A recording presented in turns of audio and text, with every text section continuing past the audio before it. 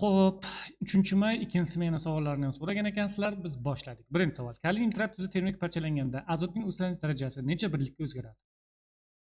Mazza savollar tushibdi. Demak, kaliy nitrat parchalanganda nima hosil bo'ladi bizda? Hop, kaliy nitridi hosil bo'ladi. Plus kislorod. Aktiv metallarda nitratlar parchalanganda nitritlari hosil bo'ladi. +5 dan o'tyapti +3 ga. 2 birlikka o'zgaryapti.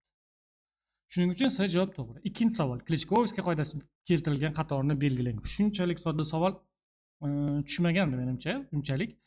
Xo'p, demak, energiyalar bir xil bo'lgan orbitallarda elektronlar shunday tartibda joylashadiki, natijada spinlar yig'indisi maksimal qiymatga ega bo'ladi. Klichkovskiy yo'q, bunday emas.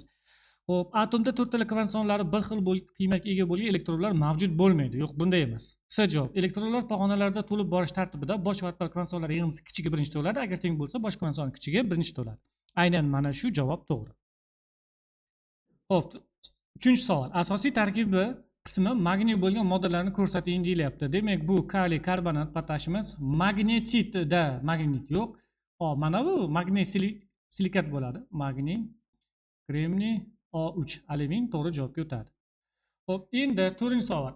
1 mol fosfin va silan aralashmasida vodorod atomlari soni 3,6 ta bo'lsa, aralashmadagi silan massasini toping.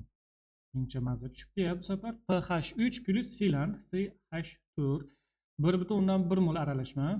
Shu aralashmadagi vodorod atomlarining soni 1,1. Tenglama tuzib qo'yamiz. Mana buni x mol desak, mana buni y mol deymiz. X plus y teng bo'lyapti 1,1 ga.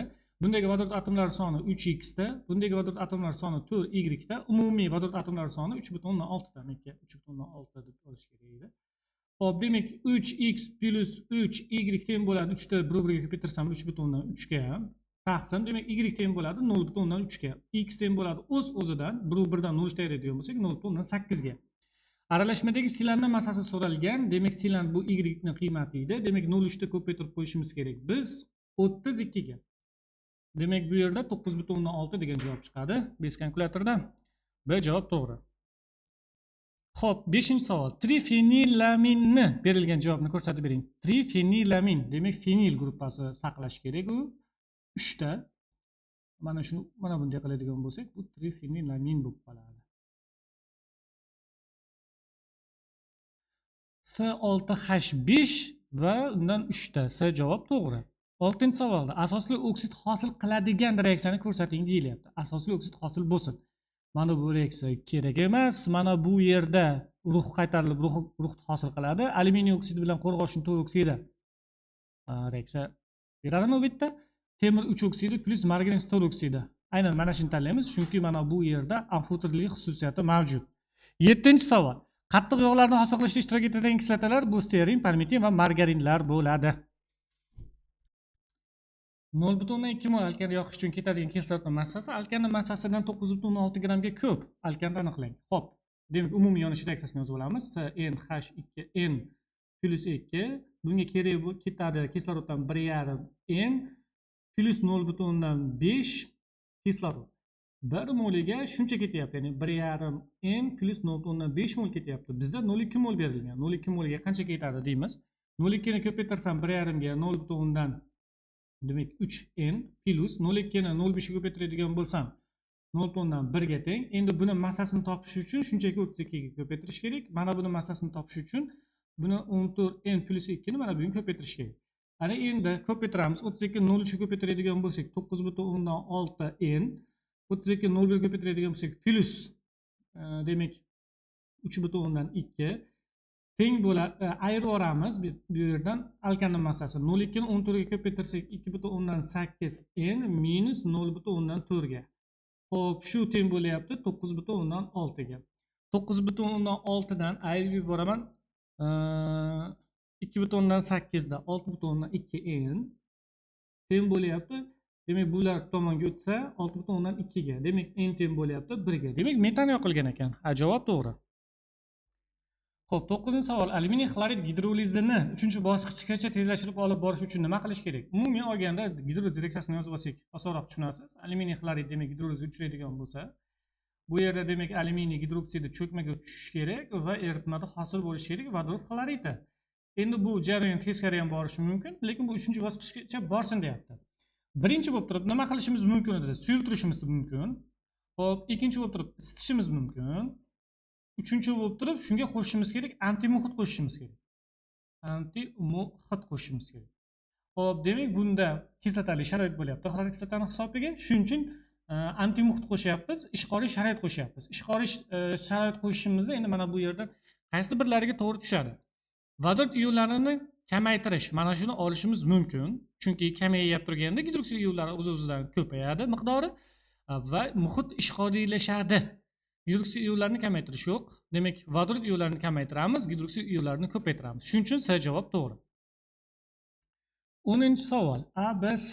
Ushbu reaksiyada 20 gradusda 0.9 minutda, 50 gradusda esa 2 sekundda davom etsa, ushbu reaksiya 10 gradusda necha sekundda tugaydi? Xo'p.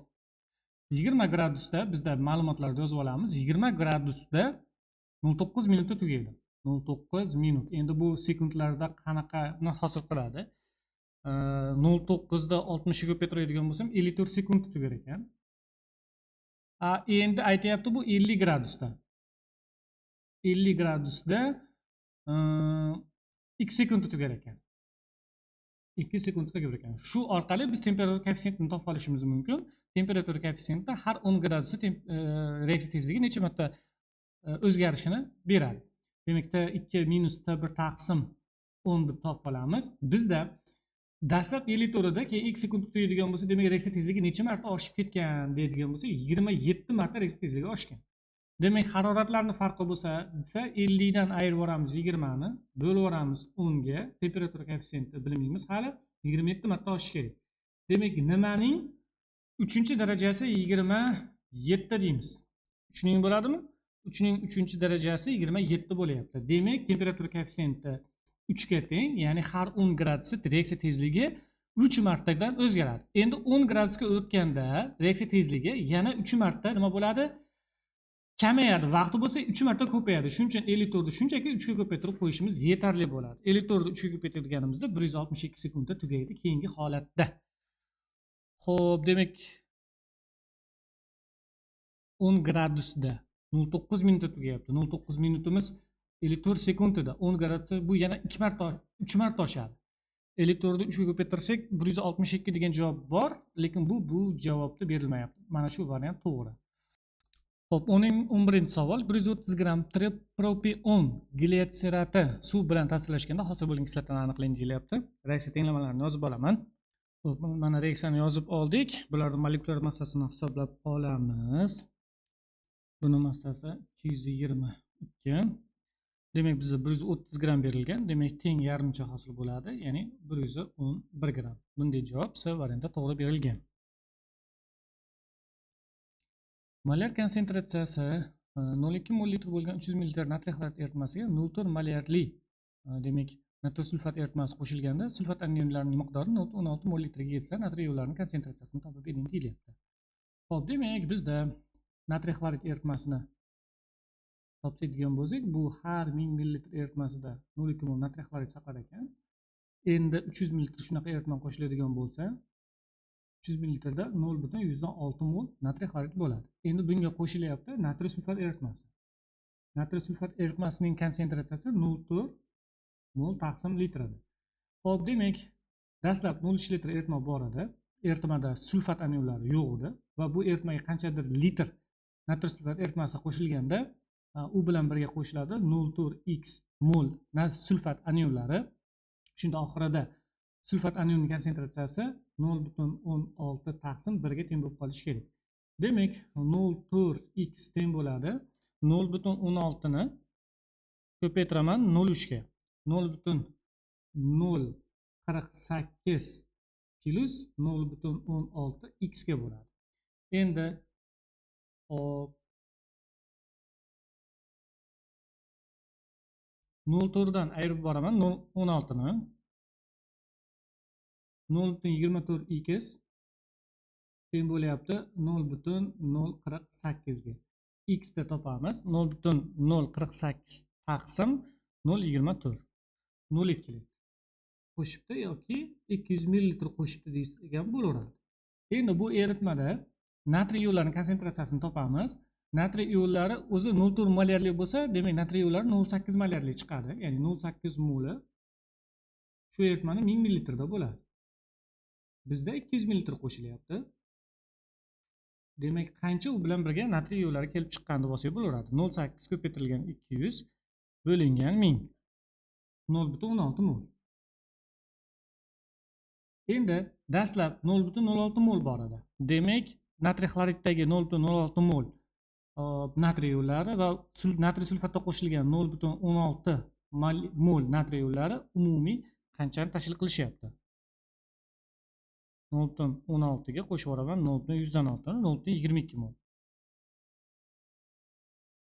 Bu javob ham yo'q. Demak 0,22 deb yozib qo'yamiz. Ha, molyar konsentratsiya so'ralyapti. Bizda 0,22 miz turibdi 500 ml eritmada. To'g'rimi? 0,3 0,2 qo'shildi 500 ml turib qoldi. 1000 da qancha deymiz? Ya'ni shu sonni 2 ga ko'paytiradigan bo'lsak 0,44 chiqadi. O'shanda S javob to'g'ri ekan. 1 ga 9 mol nisbatda olingan A2 va B2 dan iborat gazlar aralashmasi reaksiyaga kirishganda yagona modda hosil bo'lgan. Reaksiyadan keyingi bosim dastlabki bosimning 60% ni tashkil qilgan. Reaksiya uchun olingan AB moddalar formulasini ko'rsating. Yaxshi, demak A2 bilan B2 ni reaksiyaga kirishtirishimiz kerak. Va bular nisbatlari 1 ga 9 nisbatda. Yagona modda hosil bo'lsin. Yagona modda hosil bo'lsinki, reaksiya bosimi dastlabkiga nisbatan 60% ni tashkil qilsin. Misol uchun 1 ga 9 nisbatda bo'ladigan bo'lsa, misol uchun A5 ni ololmayman, A2B6 ni olib kiramiz. A2B6. Unda mana bundan 3 mol sarflanadi. 1 ga mana bundan 3 ketib, mana bundan 1 hosil bo'ladi. Demak, 9 dan 3 ketadigan bo'lsa, 9 dan 3 ga ketib ortib qolyapti. Demak, 6 mol. Umumiy qo'shadigan bo'lsak 7 mol bo'lib qolyapti. Bizda 10 ga nisbatan 6 molni tashkil qilish kerak edi 60%. Demak, bu javob emas. Demak, AB5 ni ko'raman. A2 plus B2 teng bo'lyapti AB. Demak, 5 deydigan bo'lsa, mana bu yerga 2 tushadi. Mana bu yerga qo'yishim kerak bo'ladi unda 5. Mana uni biri bilan buni 5 reaksiya kirishi bundan hosil bo'ladi 2. 1 ga 9 nisbat oladigan bo'lsak, 9 dan 5 ga ketsa ortib qoladi 4. Umumiy 4 va 2 bo'ladigan bo'lsa, aralashmaning hajmi shunda 6 mol tashkil qilyapti. Ya'ni dastlabki 10 ga nisbatan 6 mol bo'lganligi uchun shu javobni to'g'ri qilib olamiz. Xo'p, 14-savolda koeffitsiyentlar yig'indisini so'ralyapti. 2 2 demak 4 8 9 ga teng ekan. Demak, A javob to'g'ri. 15-savol. Piritdan 80% unum bilan 4.8 litr SO2 olindi. Dastlabki piritning massasini aniqlang. Rostdan shu savol tushdimi? Xo'p, Xo'p, reaksiyani ishlaymiz. Pirit temir S2 ko'pi bilan 2 ta SO2 olinadi. Endi 4.8 litr olinyapti, ya'ni 0,2 mol olinyapti. 80% unumda 100% da qancha? 0,2 ko'paytirilgan 100 taqsim 80. 0,25 mol chiqish kerak edi o'zi 100% bo'lganda. 2 mol chiqishi uchun mana bundan sarflanadi 64 plus 56 120 gram sarflanadi. 0,25 uchun qancha?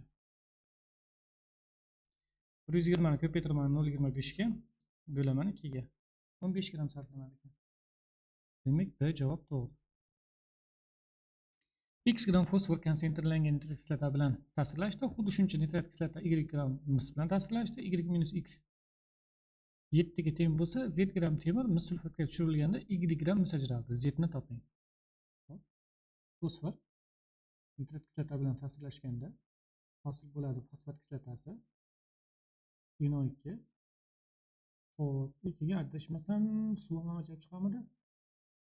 0 dan o'tyapti fosfor plus 5 ga, azot o'tyapti plus 5 dan o'tyapti plus 4 ga. Demak, fosfor 0 dan fosfor plus 5 ga o'tayotgan paytda 5 elektron beryapti. Hop, azot bo'lsa plus 5 dan azot plus 4 ga o'tayotganda bitta elektron. Farqi bo'lsa 1 ga 5 nisbatda ekan. Demak, mana bu yerga 5 qo'yishim kerak, mana bu yerga 1 qo'yishim kerak. Xo'p, ana endi 5 ta azot ishtirok etadigan bo'lsa, menga 5 qo'yishimiz kerak bo'ladi. 5 dan 3 ketadigan bo'lsa, bitta suv chiqish kerak bo'ladi. Kislotlarimiz tengmi? 5 dan 5 ga 3 15, 15 dan ayirib yuboraman. Xo'p, 10 da. Ha, bo'ldi, reaksiya teng ekan. Endi buni xuddi shuncha nitrit kislota bilan nima reaksiya kirishyapti? Ikkinchisida mis ta'sirlashyapti. Xo'p. Mis konsentrlangan nitrit kislota bilan ta'sirlashganda hosil bo'lyapti mis nitrati. plus azot peroksidi plus suv. Mana bu yerga 4, mana bu yerga 2, yoki 2 qo'ysak reaksiya teng bo'ladi. Xo'p, 64 grammi bilan ta'sirlashadi, buni 4 moli. Xo'p, endi 20 moliga qancha deb olaveray? Nisbatlar osonroq chiqadi. Demak, 64 ko'paytirilgan 20 bo'lingan 4, 320 gram. Endi xuddi shu ishni fosforda ham qilamiz. 31 gram nima bilan 5 mol reaksiya kirishadi, 20 molidan chi. 20 ni ko'paytiraman 31 ga, bo'laman 5 ga, 124 gram. Demak, farqi nechaga teng bo'lyapti? 320 dan ayirib yuboraman. Hop, 124 da. Shunda farqimiz necha chiqyapti? 320 ayrilgan 124. 196 gramga farq bo'lganda edi. Y dan 196 ga farq bo'lyapti. Bo'ldi. Xo'p, yaxshi. Shunda 320 gram mis chiqyapti. Farqi shuncha bo'lyapti. Bu yerda farq bo'lsa 7 ga farq bo'lyapti. Demak, qancha mis? Bizga misni massasi kerak bo'ladi. 320 ko'paytirilgan 7 bo'lingan 196. 11.42 ga. Endi mis sulfat eritmasiga temir plastinkasi tushirilsa, temirda sulfati bilan mis ajralib chiqadi. Xo'p, 64 gram mis ajralib chiqishi uchun 56 gram temir sarflanishi kerak. Bizda 11.42 gram mis ajralgan. Demak, buncha qancha temir kerak? Ko'paytiramiz 56 ga, bo'lamiz 64 ga. 10 gram kerak ekan. Demak, javob to'g'ri. 17-savol. Curie 3 ta neutron bilan 3 ta proton bilan bombardimon qilinganda Einsteinning elektron, gamma zarrachalar va alfa zarrachasi ajralib chiqyapti. Mana buni o'chirib tashlaganimiz ma'qul. Bizga umuman kerak emas. Masalan, sharti bo'yicha 151.2 gram Einsteindan 1.8 mol elektron ajralib chiqdi. Einsteinning massasini 258 deb beryapti. Demak, 258 dan qancha deganimizda bizda elektronlarda oldagi koeffitsient kelib chiqadi. 258 ni ko'paytiramiz 1.8 ga, bo'lib olamiz 151.2 ga. 3.07 chiqdi. Aqdayan son bor 714 da. Demak, o'sha yerda qaytadadir muammosi bor. Yoki mana 258 emas, yoki boshqacharoq. Mayli, shunday bo'lsa ham qo'yib turamiz. Elektronlar beta zarrachalar oldiga mana 3 qo'ydik. Xo'p, ana endi reaksiyani tenglashga harakat qiladigan bo'lsak, demak, pastki qavatni tenglashni boshladim. 96 mana bu kerak emas ekan, plus 3 teng 99. Ayirib yuboramiz 3 ni. Qo'shamiz, yana nechtadir? 2x da. Xo'p, demak 96 3 qo'shsak 99 teng bo'ladi. 99 dan 3 ta ayirsak 96 plus 2x ga. Ya'ni 9 dan 6 ni ayirganimizda 3 chiqyapti. Bu teng bo'lyapti 2x ga, x ga teng bo'lyapti 1.5 ga. Bunday tenglanmaydi. Demak, 17-savolda muammo bor ekan. Masaladagi, demak, qaysidir manba o'zgarib turganda yana boshqatdan ko'rib berishimiz mumkin bo'ladi. 18-savol. Bunday savol bundan oldingi sertifikat imtihonida ham tushgan. Ayniqsa bunday savollar maraton tartib ikkinchi qismida ham ko'p. Demak, propinga alkan qo'shilganda aralashmaning massasi 6.6 marta, atomlar soni 11 marta ortadi. Aralashmaning geliga nisbatan ishligini aniqlab bering deyilyapti. Propin men 1 mol olaman, C3H4. Demak, bunga noma'lum alkan qo'shilyapti, ya'ni CnH2n plus 2. Xo'p, propinni men 1 mol deb oladigan bo'lsam, xo'p, aralashmaning massasi 36 ga 4 qo'ysam 40 gram edi. Necha marta oshdi? 6.6 marta oshdi. Demak, ko'paytirib yuboraman buni 6.6 ga. 40 da ko'paytirsam 6.6 ga 264 bo'lib qolgan. Demak, qo'shilgan massa nechaga teng bo'ladi desak, 224 gramm massa ortgan. 224 grammga massa ortgan. Endi vodorod atomlari soni 11 karra ortyapti. Demak, to'rida 11 ga ko'taraveradigan bo'lsak 44. Demak, vodorod atomlari soni 40 taga ortgan. Endi umumiy formula bo'yicha tenglamani yechamiz. Umumiy massa 14 n plus 2 ga to'g'ri keladi va biz bu yerda vodorod umumiy massa bizga 224 gramm qo'shilishi kerak edi. Endi vodorod atomlari soni 2n plus 2 da. Va bizda bu 40 dan tashkil qilyapti. Diagonalini ko'paytmoq o'zaro teng deymiz. Demak, 40 da 14 ga ko'paytiradigan bo'lsak 560 n plus 80 teng bo'lyapti. 224 ga ko'paytirsak 448 n plus 448 ga. Xo'p, demak 560 dan 448 ni ayirib yuboraman. 112 n. 448 dan 80 ni ayirib yuboradigan bo'lsam 368 ga. Endi topmoqchiman. 368 ni bo'laman 112 ga. 3,28. Qayerdadir xato ketyapmizmi? Men xatolikni ko'rmadim. Demak, bu yerda butun son chiqishi kerak edi. Butun son chiqqanda keyin qo'shilib turgan massalarni aniqlab olishimiz mumkin bo'lardi. Xo'p, 500 gramm 20% mis sulfat eritmasi elektroz qilganda eritma massasi 423 grammga kamaydi. Gacha kamaydi. Xuddi shunday parad bilan alyuminiy xlorid elektroz qilinsa qancha alyuminiy chiqadi? Xo'p, 500 gramm edi. Uni 20% qancha? 100 gramm. Mis sulfat elektroz qilamiz. Mis sulfat elektroz bo'layib turgan paytda katoddan mis, anoddan kislorod, eritmada sulfat kislota hosil bo'ladi. Ekvivalentlarda ishlasam umumiy kamayish 40 ga bo'lib, shunda 1 farad tok ketib, shunda 80 gramm mis sulfat elektrozga uchraydi. Bizda qarang, 500 gramm eritma bor edi, 423 gacha kamaygan bo'lsa, demak qancha gramm elektroz bo'lgan bo'ladi? 77 gramm. Xo'p, endi bizda 100 grammimizdan yana qancha kamayish kuzatiladi deb topib olamiz. 100 ko'paytirilgan 40 taqsim 80. 50 grammga kamayish bo'ladi. Endi bundan shu paytda qancha farad tok kerak bo'ladi? 100 taqsim 80 1,25 farad tok suvda elektroz qilish uchun sarflandi. Endi suv ham elektroz bo'lishi shart, chunki katoddan vodorod, anoddan kislorod chiqib kamayishni ta'minlab beradi. Bizda umumiy kamayish 77 edi. 50 dan ayirib yuborsak, yana 27 gramm suv elektroz bo'lishi kerak. 9 gramm suv elektroz bo'lishi uchun 1 farad tok kerak bo'ladi. 27 gramm uchun 3 farad tok kerak bo'ladi. Umumiy bizda 1,25 3 4,25 farad tok 4,25 farad tok sarflangan ekan. Endi buni 9 ga ko'paytirib yuborsam, necha gramm alyuminiy olishim mumkinligi kelib chiqadi. Buni 9 ga ko'paytirsam 38,25 gramm. 20-savol. 45,55 gramm kaliy nitrat va kaliy xlor O3 katalizator bilan qizdirildi. Ajralgan gaz ozonatordan o'tkazildi va kaliy yo'l eritmasiga qo'shilganda hosil bo'lgan kristal modda va gaz massasi farqi 44,4 bo'lsa, ya'ni 45,5. Bu ham bo'lishi mumkin, mana bu ham bo'lishi mumkin deyishyapti shekilli menimcha. Bo'lsa, kaliy nitrat miqdorini topib bering deyilyapti. Xo'p, bizda nima bo'ladi? Kaliy nitrat va Bertolli tizim. Jami 45,55 gramm aralashma bor. 45,55 gramm. Bu parchalansa, kaliy nitriti bilan ajralib chiqadi 1 taqsim 2 mol kislorod.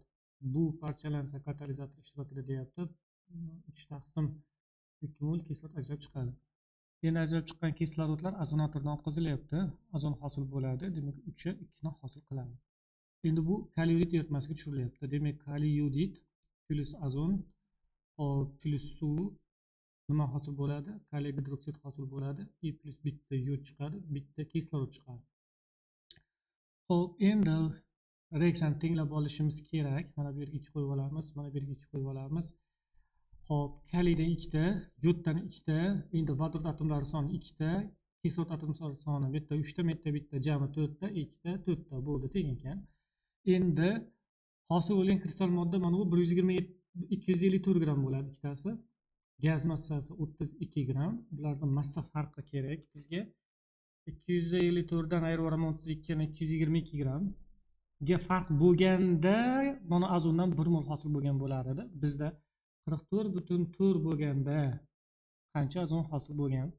Demak, 44,4 bo'lingan 222 desam 0,2 mol chiqdi.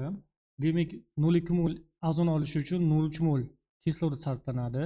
Demak, mana bu yerda jam ajralib chiqqan 0,3 mol kislorod. Ana endi tenglama tuzamiz.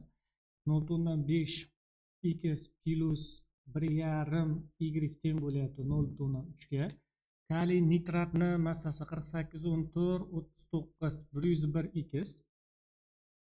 plus kaliy xloratni massasi 39 plus 35 5 plus 48 122,5 y teng bo'lyapti 45,55 ga. Yuqoridagi qatorda men ko'paytirib yuboraman 202 gami, 202 ni keyin 0,5 ga ko'paytirsam 101 bo'ladi. Mana bu qatorni ko'paytiryapman 202 ga. Demak 101 x plus 202 ni ko'paytiraman 1,5 ga 303 y teng bo'lyapti. 0,3 ni ko'paytiraman 202 ga 60,6. 60,6 dan ayiraman 45,55 ni 15,05 15,05 teng bo'lyapti. 303 dan ayiraman 122,5 da 180,5 y ga. Demak y teng bo'ladi 15,05 da bo'ldim 180,5 ga. G'alati son 0,083. Xo'p, unda x ning qiymati teng bo'ladi 0,349 ga. 86 ham bor. Xo'p, endi bizdan mana so'rayapti. Kaliy nitratni miqdorini so'rayapti. Kaliy nitrat bu x ning miqdoriga teng. Demak, buni yaxshilaydigan bo'lsak, 0,5 deyishimiz kerak menimcha. Agar sonlar o'zgarmasa, javob mana shu bo'lib qoladi. Xo'p, 21-savol. A, B, C, D reaksiyada. A plus B teng C plus D reaksiyada. C moddasining hosil bo'lish tezligi 0,015 mol taqsim litr har 1 sekundda. 10 sekund reaksiya davom etgan. 10 sekund ichida qancha mol taqsim litr modda reaksiyaga kirishadi desak, demak 0,15 mol taqsim litr modda reaksiyaga kirib ketishga ulguradi. Xo'p, ana endi B ning dastlabki konsentratsiyasi 0,45 bo'lsa, ya'ni bu 1 ketganda tezlik, bu ham 1 hosil bo'ladi. Farqi yo'q, shuning uchun to'g'ridan to'g'ri ketilaveradi. Xo'p, B ning dastlabki konsentratsiyasi 0,45 bo'lsa, undan 0,15 mol taqsim litr reaksiyaga kirib ketsa, 0,3 mol taqsim litr qoladi.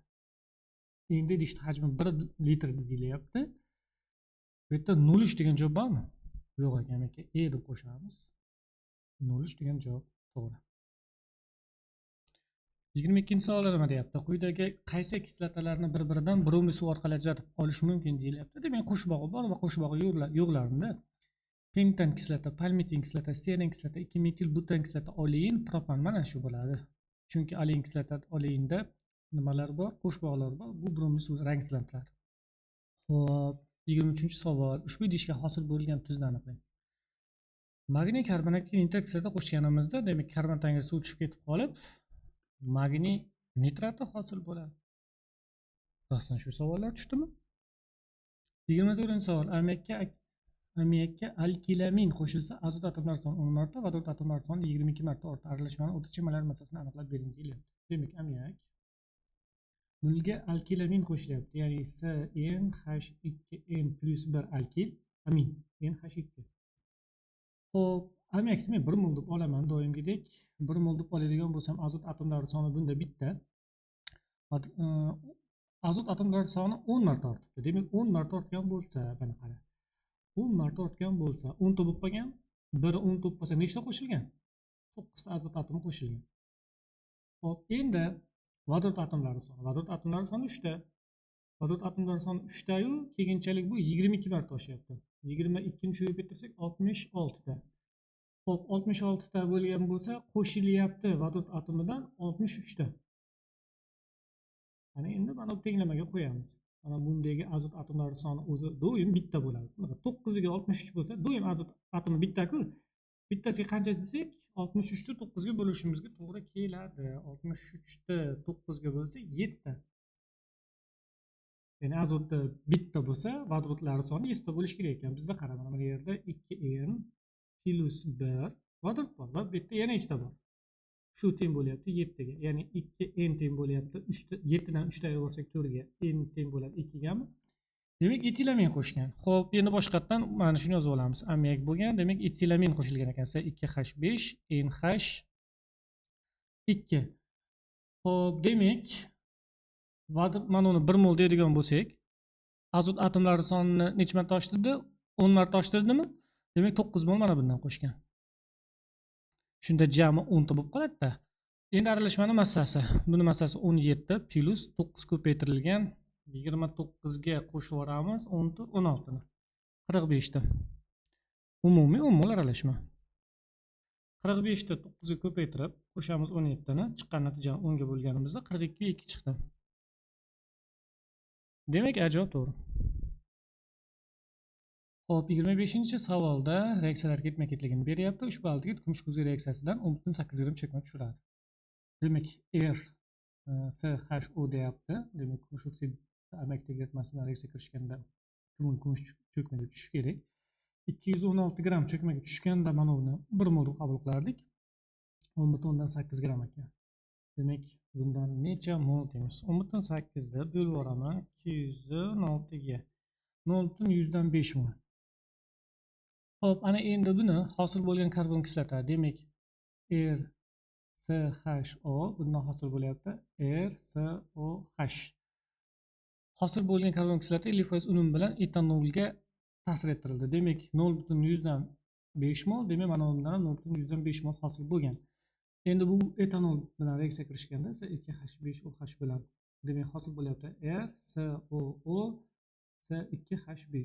0.05 dan hosil bo'lardi 0.05 qachonki unum 100% bo'lganda, lekin bunda ekan unum 50%, shuni yarmi hosil bo'lar ekan. Ya'ni 0.025 mol hosil bo'ladi etilli efir. Mana shuning massasi 2.25 gram. Ya'ni 0.025 ning massasi 2.55 gram. Bo'lmasa molekulyar massasini topish uchun 1 molning massasi qancha deymiz? 2.55 ni bo'laman 0.025 ga. 102 kelib chiqdi. Endi efirda umumiy formulasi karbon kislotalari bilan bir xil. CnH2n O2, ya'ni 14n plus 32 teng bo'lyapti 102 ga. Demak, 14n teng bo'lyapti 102 dan 32 ni ayirib 70 ga. Demak, n teng bo'ladi 5 gami? 5 ga. Demak, umumiy uglerudlar soni 5 ta bo'ladigan bo'lsa, mana bu yerda o'zi 3 ta uglerd turibdi bundan tashqari. Demak, CH3, CH2, COOH bo'lgan. Radikalda so'ralyapti. R ni aniqlang deyilyapti. Demak, R bu yerda teng bo'ladi CH3, CH2 ga yoki C2H5 degan javob birini tanlaymiz. Demak, etil deb qo'yamiz radikalga. Keyingi savolga o'tamiz. 200 gram 10% natriy oksid eritmasiga 18.5% xlorid kislota eritmasi qo'shilganda necha gram natriy xlorid cho'kmaga tushadi? Natriy xloridning erituvchanligi 10 ga teng ekan. Xo'p. Demak, 200 gram 10% ga ko'paytirilgan 0.1 ga 20 gram bizda natriy gidroksid bor edi. Va shu yerda, shu paytgacha 180 gram suv bor edi eritmasida. Endi bu natriy gidroksidni menimcha to'la neytrallangan xlorid kislota qo'shamiz. Hosil bo'ladi natriy xloridi bilan 1 molekula suv ajralib chiqadi.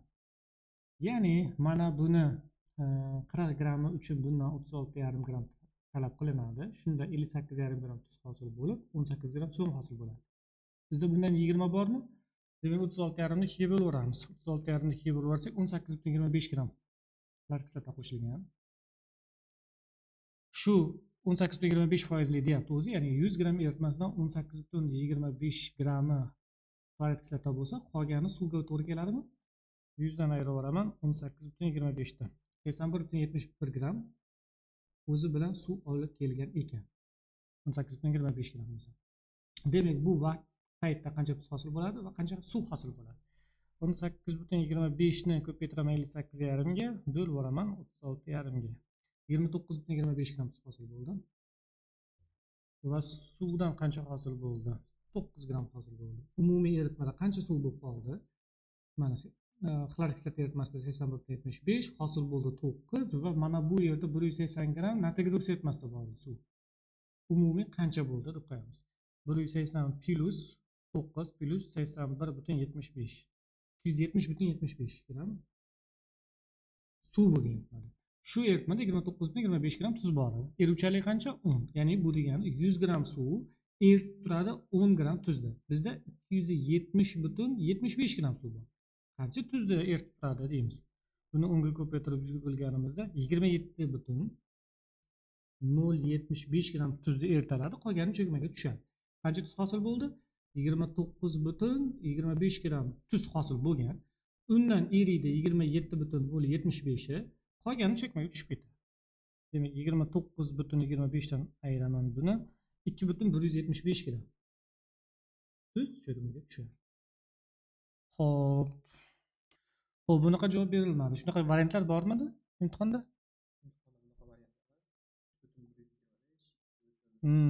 Tushunarli. Demak 2,175 deb qo'yamiz. A javob to'g'ri bo'ladi shunda. B variantga 3,175. Mana shunday variantlar berilgan ekan. Bu yerda variantlar xato. Keyingi savol. Sulfat kislotaning 39% va 21% eritmalar aralashtirilganda necha foizli eritma hosil qilish mumkin deyilyapti. Demak 39 dan kichkina, 21 dan katta. 39 hosil 48 bo'lmaydi. 39 dan o'zgaradi. Xo'p, 15 bo'lishi mumkin emas. Diagonalar qoidasida xatlar bir tomondan katta, bir tomondan kichkina bo'lishi kerak. Shuning uchun faqat bu yerda B javob to'g'ri bo'ladi. Bor. Xo'p, 28 quyidagi tiniq ko'k rangli kristallohidrat X ko'paytirilgan 3 molekulyar suv massasi 436 bo'lsa, X ni aniqlab bering deyilyapti. Xo'p. 436 dan ayirib yuboramiz. 3 ta suvning massasi 54 gramda. 436 dan 54 ga ayirganimizda 382 kelishi kerak. Hammasi demak 382 dan qaysi biri to'g'ri keladi hisoblab topib olamiz. Xo'p, demak bu yerda bu mis fosfatga to'g'ri kelar ekan molekulyar massasi. Shuning uchun A javobni to'g'riga olamiz. S javobni to'g'riga olamiz. 29. To'g'ri fikrni toping. Metan kovalent bog'iga ega. O'shalardan natriy gruz molekulyasida don oksid mavjud. Yo'q. Silan molekulyasida metal atomi bor. Yo'q. Kvart molekulyar kristal panjaraga ega bor. Kvart. Kvarsmikan? Kvars bo'lsa molekulyar bo'lmaydi, u atom bo'ladi. Shuning uchun A javob eng to'g'ri hisoblanadi. 30-savol. 1,3 mol etilin va vodorod aralashmasi katalizator yordamida qizdirilganda hosil bo'lgan aralashma necha gram etan hosil bo'lgan? Xo'p. Etilin bor bizda C2H4 va vodorod bor. Buni massasi 2, buni massasi 28. O'rtacha molekulyar massa ekan 20. Demak, bu tomonning farqi 18, bu tomonning farqi necha? Xo'p, 8 ga qo'shsak 26 mi? Hop, bizda shunaqadan 1,3 mol bor. Demak, vodorod qancha ekan? Bu qancha ekan? Hisoblab bering.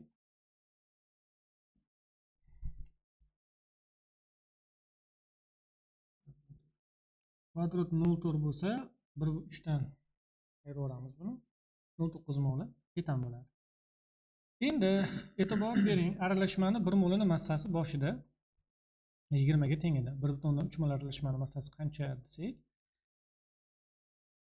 26 gram kelyapti. Bu 26 gram reaksiya davomida o'zgarmaydi. Keyinchalik aralashmaning 26 grami 1 molga teng bo'lib qolyapti. 26 qancha desak, yana 1 mol bo'ladi.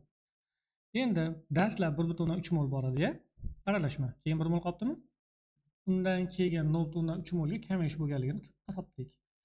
Endi etan bilan vodorod reaksiyaga kirishganda etan hosil bo'lyapti. Biriga 1 ketib, bundan 1 hosil bo'lib, aralashmaning miqdori 1 ga kamayyapti. 0,3 molga kamaygan bo'lsa, etandan 0,3 mol reaksiyaga kirishgan. Bu necha gram deyapti ekan? Demak, 0,3 ni ko'paytirib yuboraman 30 ga. Necha? 9. Bu javob to'g'ri. Xo'p, 31-savol. Saxarozaning sanoatda olinishi ketma-ketligini aniqlang. Ohak suti bilan ishlov beriladi. Namlab eritma tayyorlanadi. Olingan eritma filtrlanadi va vakuum apparatidan bug'latiladi, maydalanadi, cho'kmadan ajratiladi va karbonat angid orqali o'tkaziladi. Shakar kristallari quritiladi. Bu 6 eng oxirida bo'ladi. Xo'p, 6 eng oxirida bo'ladi desam, mana bu javob уже keldi. Xo'p, birinchi tur maydalanadi. Nima maydalanyapti? Demak, boshida adashmasam shakar qamish maydalanadi. Xo'p. Undan keyin 2 namlab eritma tayyorlanadi. Ya'ni o'sha maydalangan massa suv qo'shib, demak eritma tayyorlandi. Undan keyin namlab eritma birinchi ohak suti bilan ishlov beriladi. Ya'ni ortiqcha moddalar cho'kma holatida olib chiqib ketish uchun. Undan keyin cho'kma ajratiladi. Ya'ni bu yerda ohak qo'shilib turganda cho'kma ajratib olinadi. Karbonat angid bilan o'tkazilganda anovi kalsiyli saharati kalsiy karbonat holatida cho'kma tushadi, saharat chiqadi. Uchinchisi keyin olingan eltma filtrlanadi, vakuum apparatida bug'latiladi. Bunda shakar chiqib ketadi. Oxirida keyin shakar kristalllari ajratib quritiladi. Shuning uchun C javob to'g'ri. 33-35 savollar. Mol nisbati 1 ga 3 bo'lgan ishqoliy metall gidritlaridan AHBH dan iborat 44,8 gramm aralashma mol miqdoridagi suvda eritildi. 1,6 mol gaz ajraldi. 3 ga 1 mol nisbatda olingan AH va BH dan 7,2 aralashma suvda eritilsa necha mol gaz ajraladi? 1 ga 2 mol nisbatda 17 gramm aralashma suvda eritilsa nima ajraladi? 1 ga 1 mol nisbatda BH va AH dan 12,8 gramm aralashma bo'lsa, suvda eritilsa necha mol gaz ajraladi? Ajoyib. Xo'p, AH ya'ni BH ikkalasini ham bir valentli demoqchiman endi bu. Xo'p, endi 1 ga 3 nisbatda, xo'p, 1 ga 3 nisbatda suv bilan ta'sirlashsa A gidroksidi hosil bo'ladi, E+ vodorod gaz ajrab chiqadi. Bu 3 mol suv bilan ta'sirlashib hosil bo'ladi 3 mol BOH, E+ vodorod gaz ajrab chiqadi. 1 ga 3 nisbatda edi. Xo'p, 44,8 litr gaz ajrab chiqyapti. Bundan ham 3 mol chiqishi kerak. 44,8 litr 8 gramm aralashma. Ha, mana aralashma 44,8 gramm aralashma 1,6 mol gaz ajralyapti. Endi mana shu yerdan ko'ramiz. Mana buni massasi hali noma'lum. A plus 17 deyman. Plus B dan BOH dan, ya'ni B plus 17 dan 3 mol. Mana shu aralashmani massasi 44,8. Endi bundan gaz ajralib chiqyapti, jami 4 mol. Bizda esa masala sharti bo'yicha 1,6 mol. Demak, shunchaki 4,48 ni o'rga ko'taramiz. 4,8 ga 179,2 teng bo'ladi. Xo'p, endi 1,6 ni A ga ko'paytirsam 1,6 A plus endi mana bu yerda 3 ta 17, 4 ta 17 bor. 4 ko'paytirilgan 17, 68. Uni 1,6 ga ko'paytirsam 188 plus. Xo'p, ana endi bu yerda 3 ta B bor. 3 tani ko'paytiraman 1,6 ga, 4,8 B ga. Ya'ni bu 108 tomonga o'tkazib yuboraman. 179,2 ayrilgan 108,8 teng 70,4 teng 1,6 A plus 4,8 B ga bo'ladi. Ana endi yana qo'shimcha tenglama kerak menga. Buni mana bu masalani shartlarda berib ketgan bo'lishi kerak. Endi hammasini 1,6 ga qisqartirib yuborsam bu yerda, ya'ni A plus 4,8 bo'laman 1,6 ga 3B teng bo'ladi 70,4 bo'laman 1,6 ga 44 ga. Endi mana shunga mos ketma-ketlik bormi? Ko'rib chiqamiz. Xo'p, demak bu to'g'ri keladi. Misol uchun 7 ko'paytirilgan 3 litiydan 3 ta plus 23 teng beradi. Shunda 44 ni beradi. Demak, natriy bilan litiy aralashmasi suvda eritilgan ekan. Xo'p, bizdan metallarning kimligi so'ralmabdi. Shunchaki 3 ga 1 mol nisbatda aralashma suvda eritilsa necha mol gaz ajraladi? Xo'p, endi 3 ga 1 nisbatda bo'ladigan bo'lsa AH, ya'ni o'sha A ni bildik biz. Undan yozaveraylik. Natriy gidrid va litiy gidrid. Endi shu aralashma 3 ga 1 nisbatda mana bundan 3 olamiz ekan, bundan 1 olar ekanmiz. Suvda eritilganda qancha gaz ajraladi? Hozir mana shu holatda 3 ta vodorod bundan chiqadi. Mana bundan 1 ta vodorod chiqadi. Umumiy 4 ta vodorod chiqadi. Aralashma necha gramm bo'lganda hisoblab olamiz. 24 dan 3 ta plus 8 80 gramm. 80 grammdan 4 mol vodorod chiqadi. Endi 7,2 dan qancha? Birinchi savolda 7,2 ni ko'paytiraman 4 ga bo'laman 80 ga. 7,2 ko'paytirilgan 4 bo'lingan 80. 0,36 mol gaz ajralib chiqadi. AH BH 3 ga 1 nisbatda bo'ldi. 7,2 degan javob yo'q ekan. Demak, bu masalada ham kamchilik bor. 1 ga 2 mol nisbatda eritilsa-chi deyapti. Ya'ni BH va AH. Birinchi BH beryapti endi bu safar. BH va AH. Ya'ni o'rganib qolibman. Bir yo'li moddalarni yozaman. Hop, B'imiz litiy bo'lsa, litiy gidrid va natriy gidrid. nechiga nechinchi nisbat? 1 ga 2 nisbatda. Mana bundan hozir bitta vodorod ajralib chiqadi, bundan ikkita vodorod ajralib chiqadi. Umumiy 3 mol vodorod gaz ajralib chiqadi. Aralashma necha gram bo'lganda? 24 dan 2 ta 48 plus 8 56 gram bo'lganda. Bizda shundan 17,6 gram deyapti. 17,6 da qancha? 17,6 ni ko'paytiraman 3 ga bo'laman 56 ga. Tak, 17,6 ni ko'paytiraman 3 ga bo'laman 56 ga. 0,94. Do'stlar, savolda menimcha kamchilik bor, lekin savol yaxshi tuzilgan. Xo'p, endi 1 ga 1 nisbatda eritilsa-chi? Xo'p, litiy gidrid, xo'p, natriy gidrid 1 ga 1 nisbatda erilsa bundan bitta vodorod chiqadi. Bundan ham bitta vodorod gaz chiqadi. Общий 2 mol gaz chiqyapti. Aralashma necha gram bo'lganda? 24 plus 8 32 gram bo'lganda. Endi bizda bundan 1208 gram ekan, qancha gaz ajralib chiqadi? 1208 ni ko'paytiraman 2 ga bo'laman 32 ga. 0,8 mol. Demak, mana shunisiga 0,8 qo'yamiz. Demak, masalada qaydlaridadir kamchilik bor, shuning uchun bizda tiniq javob chiqmayapti. Qolgan barcha variantlarda hozir bizda xato qilmayapmiz. 33 ni bitta ishladikmi? 0,36 chiqdi, biz 7,2 yozib qo'yibmiz. 7,2 ko'paytirilgan 4 bo'lingan 80. 0,36 chiqdi. Demak, mana bu savolning javobi 0,36. Hop, 36 ning savol. Mol nisbati 1, 3, 2 bo'lganmiz. Kremniy ugleroddan iborat 34 gram aralashmamiz sulfat kislota eritmasida eritilganda erimay qolgan qoldiq natriy gidroksining 24% eritmasida eritildi. Reaksiya uchun sarflangan natriy gidroksid eritmasining massasini topib bering. Xo'p, yaxshi. Demak, mis, kremniy va uglerod sulfat kislota eritmasi bilan demak mol nisbati yozib olaylik. 1, 3, 2. Bu bilan konsentrlangan sulfat kislota reaksiyaga kirishadi. Xo'p, hosil bo'ladi mis sulfati plus SO2 plus suv. Shunchaki mana bu yerga 2 qo'yamiz. 2 qo'ysak reaksiya teng bo'ladimi? 8 kislorod. Xo'p, 8 kislorod bo'ldi. Kremniy sulfat kislotada erimaydi. Demak, bu konsentrlangan sulfat kislotada erisa hosil bo'ladi. Karbon tangidrid plus SO2 plus suv. Tenglab olamiz.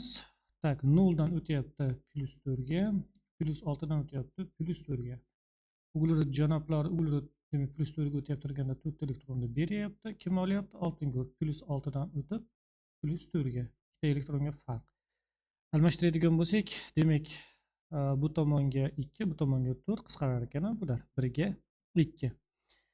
Demak, 1 ga 2, mana uni 1 bo'lsa, demak, mana bundan 2 ta SO2 chiqar ekan. Demak, mana bu undan 2 mol sarflanib, mana bu yerga 2 qo'ysak, menimcha teng bo'ladi. Endi qolgan narsalarni o'chirib tashlayveraman.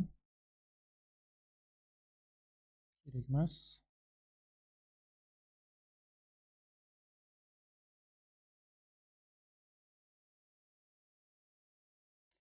Xo'p, endi jami necha gram aralashma bor edi? Demak, mana uni 1 moliga o'zi mana yerdan massa nisbati olsak bo'lar ekan, o'zi boshqa narsa kerak emas ekan. Mana uni 1 molning massasi 64. 3 ta kremniy massasi 84. 1 2. Demak, bu 24. Umumiy necha gram kelyapti? 64, 84, 24. 84, 24, 84, 24, 64. 172 ekan.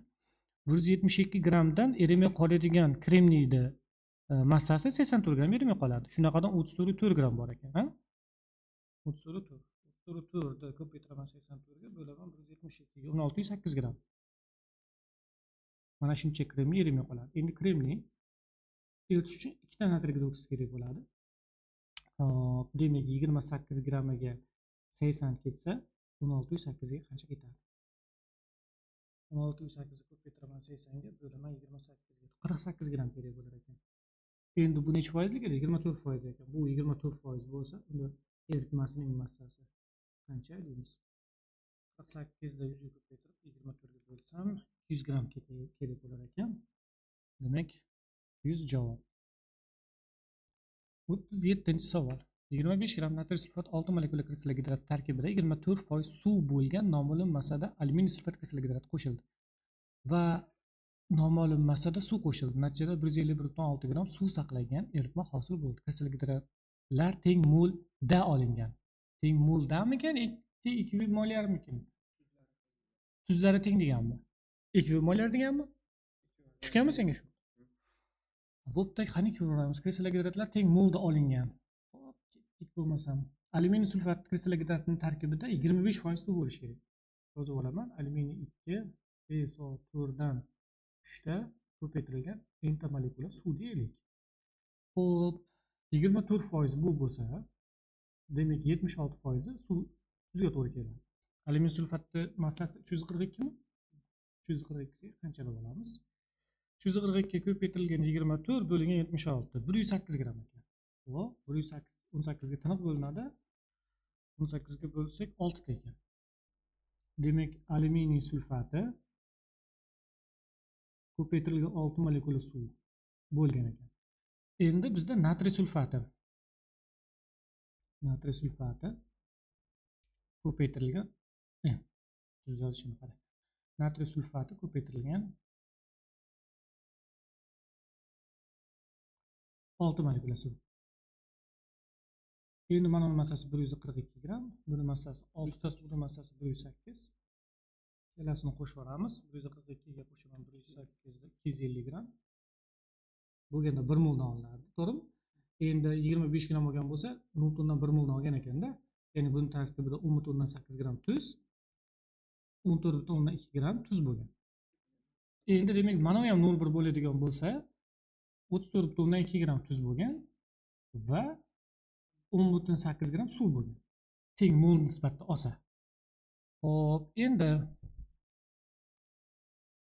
teng molda olingan. Xo'p, yozdik. Va ma'lum miqdorda suv qo'shilganida 151.56 gramm suv saqlagan eritma hosil bo'ldi. Oxirgi eritmadagi alyuminiy sulfatning foiz konsentratsiyasini toping. O'zi bizda qancha suv bor? Mana bu yerda 10.8 gramm suv bor edi. Bu yerda 10.8 gramm suv bor. Umumiy qancha suv bor? 21.6 gramm. Ha, bu necha gramm suv saqlagan deyapti? 151.6 gramm suv saqlagan deyapti. Demak, necha gramm suv qo'shgan? 130 gramm suv qo'shgan ekan. Endi ketdik. Umumiy massani topib olishimiz kerak bo'ladi. Natriy sulfat kristallar gidrati 25 gramm. Plus mononing kristallar gidrati 34.2 ga qo'shib yuboraman. 10.8 da 45 gramm. Ma'lum miqdorda suv qo'shdi deyapti. Bu suvning massasini bildik, 130 gramm. To'g'rimi? Necha gramm eritma bo'ladi oxirida? 200 gramm eritma bo'lyapti. Shu 200 gramm eritmada alyuminiy sulfatdan necha gramm turibdi? 14.2 gramm. Yuzida qancha? Demak, 14.2 ni bo'lib yuboraman 200 ga, ko'paytiraman 100 ga, 7.1%. Mana shu javobni belgilash kerak edi. 41 savol. Massasi 727.4 gramm bo'lgan suvli eritma tarkibida mis nitrat va kaliy xlorid tuzlari mavjud. Ushbu eritma mis ionlari to'liq tugaguncha elektroliz qilindi. Natijada katod ajralib chiqqan modda massasi anod ajralgan gazlar massasidan 15 grammga ko'p. Mana shu 15 gramm emas, 6.6 gramm bo'lishi kerak. Elektrolizdan so'ng idishdagi kislotani to'liq neytrallash uchun 440 gramm X foizli kaliy sulfid eritmasi sarflandi. Natijada eritmada 2 mol kaliy nitrat tuzi hosil bo'ldi. Boshlang'ich eritmadagi tuzlar hamda suvning molini aniqlang. Hop, mis nitrat eritmasi elektroliz qilinganda katoddan mis chiqadi, anoddan kislorod chiqib, nitrat kislota eritmasi hosil bo'ladi. Kaliy xlorid eritmasi elektrolizidan katoddan vodorod, anoddan xlor va kaliy gidroksid hosil bo'ladi. Endi hosil bo'lgan kaliy gidroksid va nitrat kislotalar bir-birlarini neytrallaydi. Bundan kaliy nitrat bilan suv chiqishi kerak. Elektrolizdan keyingi idishdagi kislotani neytrallash uchun ham yana kaliy sulfid sarflanibdi. Demak, kaliy gidroksidimizdan nitrat kislotaga qaraganda kamroq hosil bo'lgan. Xo'p, kaliy sulfidi sarflangan nitrat kislotani neytrallash uchun bunda hosil bo'lgan kaliy nitrati va vodorod sulfid. Kaliy nitratlardan umumiy 2 mol hosil bo'lgan. Kaliy nitratda 2 molning tarkibida 2 mol nitrat ion bor. Nitrat ioni faqat nitrat kislotadan hosil bo'lgan. Agar 0,5 mol mis 2 nitrat elektroliz qilinganda 32 gramm katoda mis chiqaradi, 8 gramm anoddan kislorod chiqaradi, 1 mol nitrat kislota eritmasi hosil bo'ladi. 2 mol nitrat bo'lishi uchun 16 gramm kislorod chiqishi kerak, 64 gramm mis chiqishi kerak va 1 mol mis 2 nitrat sarflanishi kerak. Endi kaliy xloridimizdan x mol elektroliz qilinganda katoddan vodoroddan x gramm, anoddan xlordan 35,5x gramm hosil bo'lar edi. Bizda katoddagi umumiy mahsulotlarimiz 64 plus x. Undan 6,6 ni ayirib oladigan bo'lsak, anoddagi gazlar yig'indisiga to'g'ri kelishi kerak. 16 plus 35,5x ga. Xo'p, bundan 34,5x teng bo'ladi. 64 minus 6,6 minus 16 41,4. X teng 41,4 bo'lamiz 34,5 ga, 1,2 ga. Demak, 1,2 mol kaliy xlorid eritmasi elektroliz qilingan. Birinchi savolga javob topsak, mis 2 nitratdan 2 mol sarflanibdi. Kaliy xloriddan 1,2 mol sarflanibdi. Endi suvni topishimiz kerak. Suvni topish uchun 727,4 gramm umumiy eritmadan ayirib qo'yamiz. Mis 2 nitratdan 2 mol emas, 1 mol. 1 mol mis 2 nitrat massasini 188 da 1,2 mol kaliy xlorid massasini ayirib olamiz. Va buni bo'lib yuboramiz 18 ga. Teng 727,4 minus 188 minus 1,2 ko'paygan 74,5 bo'lingan 18 teng 25 mol. Demak, suvdan 25 mol bo'lgan dastlabki eritmada.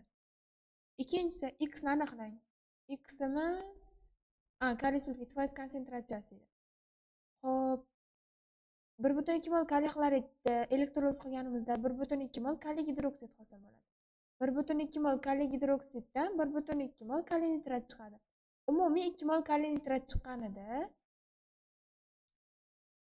1,2si kaliy gidroksid reaksiyadan chiqqan bo'lsa, qolgan 0,8i kaliy sulfid reaksiyasidan kelib chiqqan. Biridan 2 chiqar 0,8 chiqishi uchun kaliy sulfiddan 0,4 mol bo'lishi kerak. 0,4 mol kaliy sulfid massasini hisoblaymiz. 39 kere 2 plus 32 110 gramm molyar massasi edi. 0,4 ga ko'paytirib qo'yadigan bo'lsak 44. Bu 44imiz 440 gramm eritmani ichida turibdi. 100 da qancha desak, foiz konsentratsiyasi kelib chiqadi 10%. Demak, x 10 ga teng. Uchinchisi, agar elektroliz 4 soat davom etgan bo'lsa, elektrolizordan o'tgan tok kuchini hisoblang. 1 mol nitrat chiqishi uchun 1 farad tok sarflanardi. 2 mol nitrat chiqishi uchun 2 farad tok sarflanadi. 1,2 mol kaliy gidroksid chiqishi uchun 1,2 farad tok sarflanadi. Umumiy 3,2 farad sarflandi. 3,2 ni 26,8 ga ko'paytirib qo'yadigan bo'lsak, sarflangan tok kuchi amperdagi birlik kelib chiqadi. 3,2 ko'paygan 26,8 teng 85,76. 85,76imiz 4 soatda o'tgan. 1 soatda qancha o'tadi desak, tok kuchini topamiz. Bo'lingan 4. 21,44 amper.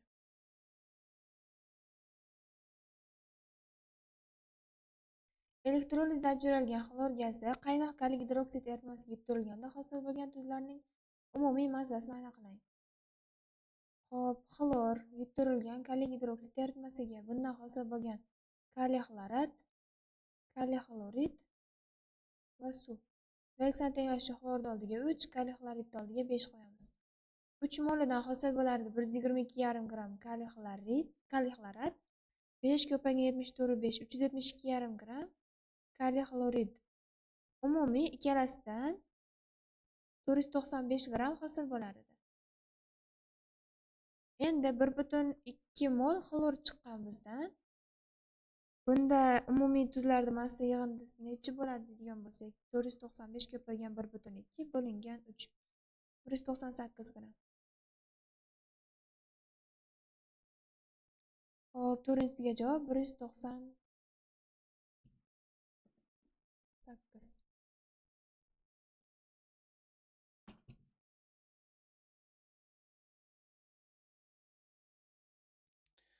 Xo'p, demak 42 savol. Reaksiya hosil bo'lgan nomenklatura bo'yicha nomlang hosil bo'lgan tuzilish formulasini yozing. Gustavson reaksiyasi mana bu uglerod bilan mana bu uglerod bog'lanib qoladi. Orada nechta uglerod? 1, 2, 3, 4, 5 ta. Demak, mana buni tuzib olishimiz mumkin. Xo'p, aynan mana bu uglerodni mana bu yerda deb nomlab oladigan bo'lsam, aynan mana shu uglerodni. Xo'p, ikkinchi uglerod, mana bu uglerod mana bunisi bo'ladi. Endi mana bu bog'langanda metil gruppa bor, CH3. Endi bundan keyingida metil gruppa bor, ya'ni bitta CH3. Xo'p, endi plus hosil bo'ladi urug' bromida. Endi buni nomlaydigan bo'lsak, 1 bu bo'lsa 2 3 1 3 dimetil siklopentan deb javob beriladi. Quyosh nuri ta'sirida mana bu mahsulot shunday parchalanib ketadi, 6 ta ketadi bundan. Ya'ni C6H 3 tami? C6H6 xlor 6 geksaxloran hosil bo'ladi. Keyingisida mana bu mahsulotga suv ta'sir ettiryapti-da, suv ta'sir ettirganimizda qo'shboqqa demak qaysi biriga keladi? Mana bunga kelish kerak. Hop, gidroksil gruppa keladi, bunisiga vodorod keladi. Ya'ni mahsulotni yozib chiqaman. CH3, CH2, CH2 bo'ldi. Bunga vodorod keldi. Keyingisiga uglerodga CH3 keldi. OH keldi. Buni bitta CH3 gruppasi ham bor. Bundan keyin CH3. Ya'ni qaysi qoida bo'yicha bordi desak, Markov qoida bo'yicha reaksiya ketyapti. Nomi 2 metil 1 2 3 4 5 pentanol 2. Xo'p, endi mana bu mahsulot. Bu nima bu? Aseton ekan. Asetonda demak oksidlabdi. Demak, mana bu yerdan uziladigan bo'lsa, keyingi sheriga sirka kislotasi bo'ladi, OOH. E plus hosil bo'ladi kaliy sulfati.